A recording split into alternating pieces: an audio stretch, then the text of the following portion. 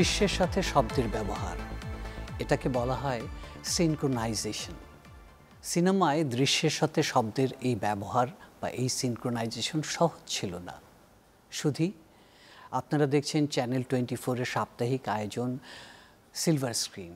বরাবরের মতো আমি রাজিবুল হোসেন হাজির হয়েছি। আমাদের আজকের বিষয় নির্বাক থেকে সবাক চলচ্চিত্র।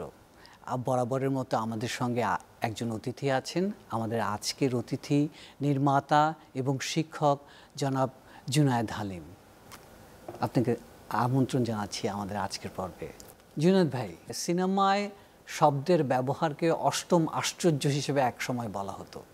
এই অষ্টম আশ্চর্যের শুরুটা কেমন ছিল আসলে? শুরুটা অনেক আশ্চর্যজনকই ছিল, সেই কারণেই এটিকে ওই সময়ের পরিপ্রেক্ষিতে বা তখনকার মানে প্রযুক্তি বা কারিগরি অবস্থাটা যা ছিল সেই বিবেচনায় তখন এটি একটা বিস্ময়কর বিষয় ছিল, আশ্চর্যজনক বিষয় ছিল। সেই কারণেই অষ্টম আশ্চর্য হিসেবে বলা হতো। এখন তো ধরেন মানে সেই সিনেমায় শব্দ সংযোজনের বিষয়টি আর তেমন কোনো আশ্চর্যের বিষয় না। 1927 সনে এসে সিনেমা নির্বাক থেকে সবাক হয়ে উঠল, অর্থাৎ সংলাপ বা সঙ্গীত সিনেমার সাথে সিনক্রোনাইজড ওয়েতে প্রযুক্তিগতভাবেই সংযোজিত হলো। তার আগের সিনারিওটা কি ছিল?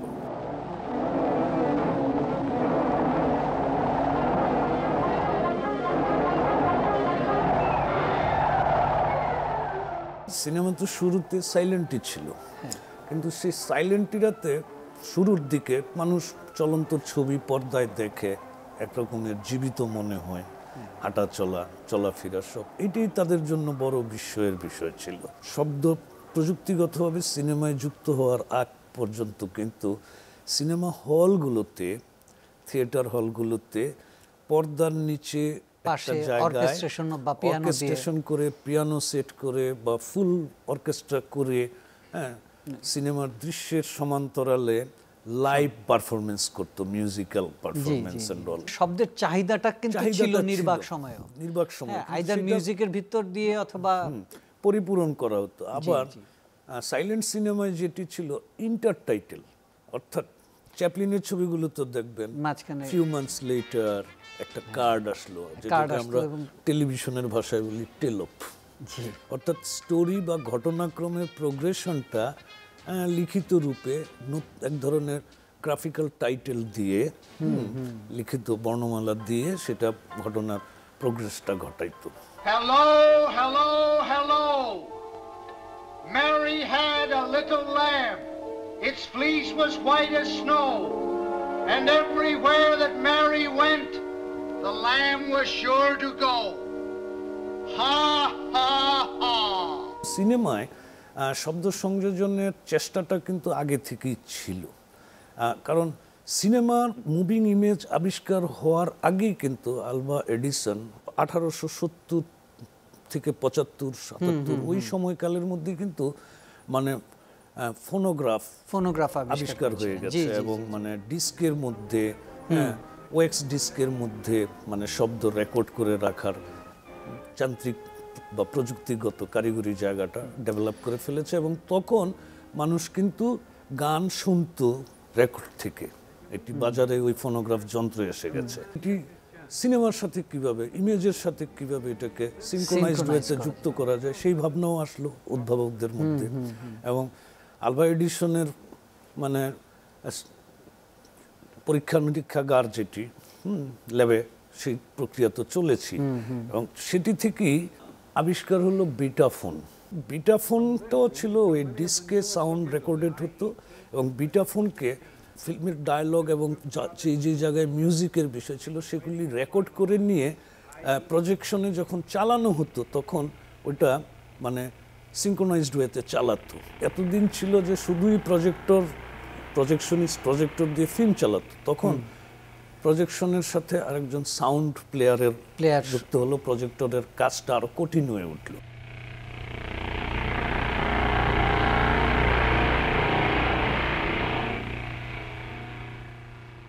এইখানে তিনটা ফেজ বা ধাপ আছে। একটা হলো যে ইনভেনশন, পরের ফেজটা হলো ইনোভেশন, তারপরে এটা রেগুলার ইউজ। 1925 থেকে 6-7 বছর 32-33 পর্যন্ত এটার একটা ইউজফুল ইনোভেশন হয়েছে। এই প্রযুক্তিকে কতভাবে আরো অল্প সময়ে অনেক কিছু আরো কতটা আপগ্রেড করে এটাকে আরো সূক্ষ্মভাবে আরো সুপার সিনক্রোনাইজড ওয়েতে ইউজ করা যায়, সেই প্রক্রিয়াটা হয়েছে। এবং তখন কিন্তু সিনেমা নির্মাণের কৌশলের উপর বা প্রক্রিয়ার উপর একটা বড় ধরনের পরিবর্তন ঘটে। পরে যখন শব্দ আসলো, তখনকার প্রযুক্তিতে মাইক্রোফোনগুলি তো আর অত স্ট্যান্ডার্ড ছিল না, একদম ইনিশিয়াল স্টেজের ছিল। তখন সবই স্টুডিও বেসড ফিল্ম, এবং স্টুডিওগুলি চেঞ্জ করতে হলো, শব্দ অ্যাকুস্টিক ট্রিটমেন্ট করতে হলো, আবার ক্যামেরাগুলি তো সাউন্ড করতো।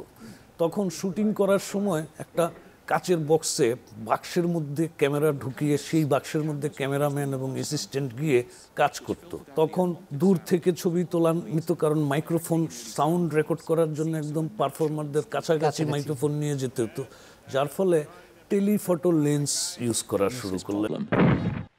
নির্মাণ প্রক্রিয়ার মধ্যে কিন্তু শব্দ সংযোজন করতে গিয়ে বিশাল কারিগরি এবং নান্দনিক পরিবর্তন ঘটে গেল। দর্শক, আপনারা দেখছেন চ্যানেল 24-এর সাপ্তাহিক আয়োজন সিলভার স্ক্রিন। বরাবরের মতো আমি রাজিবুল হোসেন আপনাদের সঙ্গে আছি, কথা বলছি নির্বাক থেকে সবাক চলচ্চিত্র। আসছি ছোট্ট একটি ব্রেক নিয়ে, সঙ্গেই থাকুন।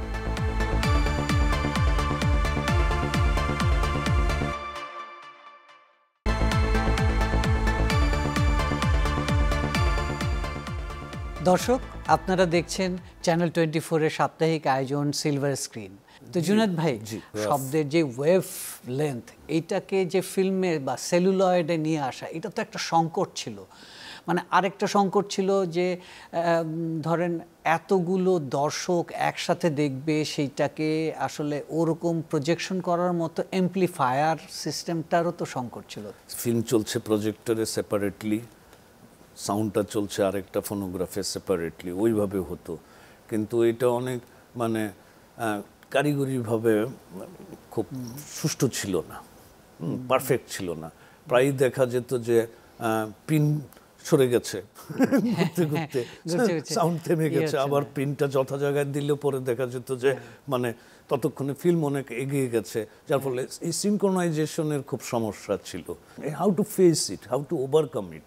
তখন যেটি হলো যে বুদ্ধিটা বেরোলো বা টেকনোলজিটা ওই দিকে গেল যে ফিল্মের সেলুলয়েডই সাউন্ডটা থাকবে, যাতে প্রজেক্টরে ওই ফিল্ম দেখানো হচ্ছে ইমেজ এবং সাউন্ডও প্লেব্যাক হচ্ছে ওই ফিল্মের সেলুলয়েড থেকে।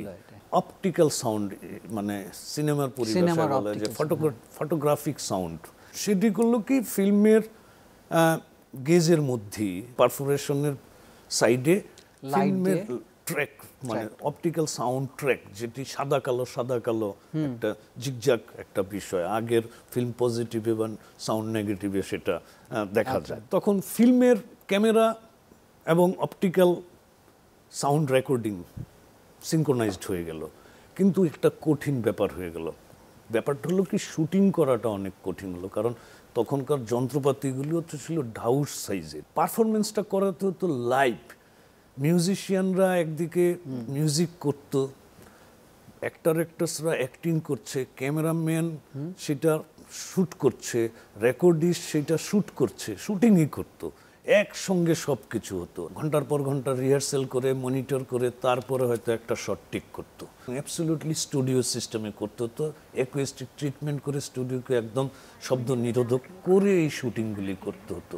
সাউন্ড ইরাতে এসে অ্যাক্টিংয়ের ধারা চেঞ্জ হয়ে গেল, সিনেমা অনেক বেশি মিউজিক্যাল হয়ে উঠলো। সে সব কিছু মিলিয়ে সিনেমায় যখন পূর্ণাঙ্গভাবে শব্দ সংযোজিত হয়ে গেল কারিগরিভাবে, তখন কিন্তু সিনেমার নতুন বাজার এবং সম্ভাবনা তৈরি হলো, বৃহৎ পুঁজির ইনভেস্টমেন্ট শুরু হলো খুব কম সময়ে অনেক টাকা। কারণ শুধু সিনেমা চিত্র ধারণ না, শব্দগ্রহণ না, সেটাকে প্রসেস করা এবং প্রজেক্ট করা। Film became absolutely an industry. It's absolutely become a very big economic activity. এই গল্পগুলো শুনবো, আমাদের ছোট্ট একটি ব্রেক নিতে হচ্ছে। দর্শক, আসছি, একটু অপেক্ষা করুন।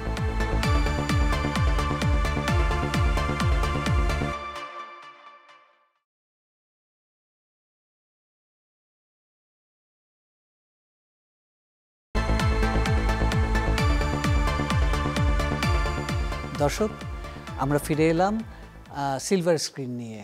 কথা হচ্ছিল নির্বাক থেকে সবাক চলচ্চিত্র। জুনায়েদ ভাই, এই যে ফিল্ম ইন্ডাস্ট্রি এবং সবাক চলচ্চিত্রের উপর যে ফাইন্যান্সিয়াল ইনভেস্টমেন্টের কথা আপনি বলছেন, গল্পটা খুব মজার ছিল। অল টকিস ফিল্ম ডন জুয়ান, যেটা সেটি একটা ক্রাইম থ্রিলার। এটাতে যখন সমস্ত রকমের শব্দ সংযোজিত হলো এবং এটার music and it's dialogues and other effect sounds, তখন এটা একদম পরিপূর্ণ লাইভ একটা ব্যাপার হয়ে দাঁড়ালো মানুষের কাছে, বাস্তবের মতো। এবং এই ছবিটা তৈরি করতে ওয়ার্নার ব্রাদার্স $23,000 সেটা তখন তারা ইনভেস্ট করেছিল। 6-7 মাস সময়ের মধ্যে it earn like $10 lakh, $1 million earn করল। অর্থাৎ এটি সিনেমায় শব্দ সংযোজন, অল সাউন্ড যখন হলো, এটি সিনেমার বাজার সম্ভাবনা, অর্থনৈতিক সম্ভাবনা, সবাই এটাকে ক্যাশ করার চেষ্টা করলো এবং প্রোডাকশন কোম্পানিগুলো খুব অল্প সময়ে অনেক ছবি বানানো শুরু করলো। শব্দ সংযোজন, Warner Brothers, MGM, Metro Gold Mayer, Universal, এই সমস্ত তখনকার হলিউডের যারা নির্বাক যুগের সবচেয়ে বড় চলচ্চিত্র নির্মাণ কোম্পানি বা স্টুডিওর মালিক, তারা একটা কমন নীতিমালাও করেছিল যে 5M দিয়ে, যে একই সিস্টেমের এটার কারণ ছিল। এটার কারণটা কি, যেমন এখনো ধরেন ডলবি 5.1, এখন আবার ডলবি অ্যাটমস চলে আসছে। ডলবি হচ্ছে এক ধরনের সাউন্ড সিস্টেমের অথরাইজেশন, যে একটা কোয়ালিটি এসুরেন্স করবে, টেকনিক্যাল কোয়ালিটি, মান নির্ধারক, স্ট্যান্ডার্ড, যেটা ডলবি আবিষ্কার করেছিলেন এবং তিনি যাত্রা শুরু করেছেন। এই স্টুডিও ওনার্সরা এই টেকনোলজিক্যাল যে এই প্যারামিটারের, এই লেভেলের, এই মানের শব্দ ছাড়া সিনেমা তৈরি করা যাবে না, সিনেমা দেখানোও যাবে না। এটা এক ধরনের টেকনোলজিক্যাল মনোপোলাইজেশনও বলা চলে। এবং সেটা কিন্তু তারা করেছে আসলে তাদের ব্যবসায়িক স্বার্থে। আমেরিকা, ইউরোপে এবং ভারতবর্ষ ওই সিনেমা থিয়েটার আগে সবগুলোই ছিল শুধুই একটা হল রুম। এখন সেখানে শব্দযন্ত্রের স্পিকার সিস্টেম, অ্যাম্প্লিফাইং সিস্টেম, ওয়্যারিং, এগুলি সবই সংযোজন করতে হলো।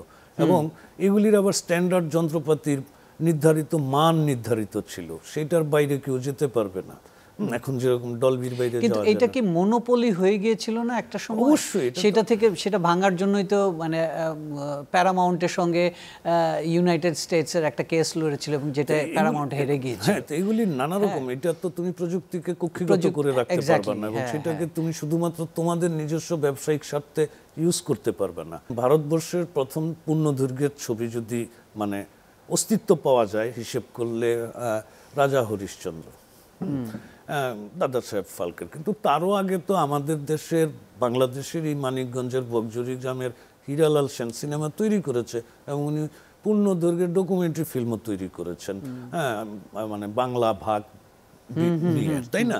কিন্তু উনি তো আর বেশি দিন বাঁচেন নাই, সিনেমায় শব্দ আসার আগেই উনি মারা গেছেন। কিন্তু ভারতবর্ষেও তো ধরেন প্রথম সিনেমা, সবাক সিনেমাটার নাম হলো আলমারা, আর দেশি ইরানির প্রোডাকশন ডিরেকশন।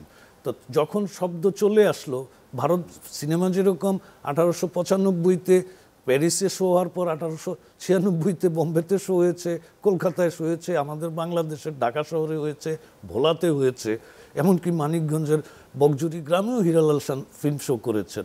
তো সেরকমই ভারতবর্ষও তো একই সঙ্গে চলে আসছে ওই প্রযুক্তি। এবং ভারতবর্ষ প্রথম সিনেমাটা হয় কিন্তু আলমারা শব্দ নিয়ে, এবং সেটা ওই আপনার যেটাকে ওই অপটিক্যাল সাউন্ড ফিল্ম ইয়েতে করা। এবং ওই টাইমে আবার সিনেমায় প্রথম কালার আসা শুরু হলো, টেকনিকালার আসলো।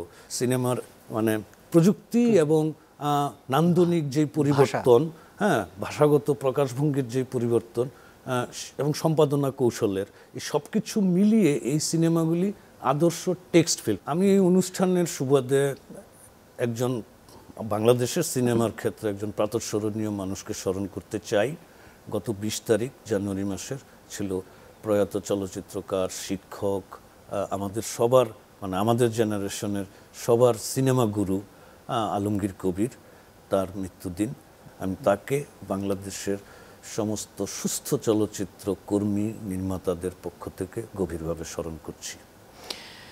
চ্যানেল 24 এবং সিলভার স্ক্রিনের পক্ষ থেকে আমরাও স্মরণ করছি আলমগীর কবিরকে। দর্শক, আপনারা দেখছেন চ্যানেল 24-এর সিলভার স্ক্রিন। আজকে কথা বলছিলাম নির্বাক থেকে সবাক চলচ্চিত্র। আমাদের সঙ্গে ছিল জুনায়েদ হালিম। আগামী পর্বে আবার আসবো আরেকজন অতিথি নিয়ে, সঙ্গেই থাকুন।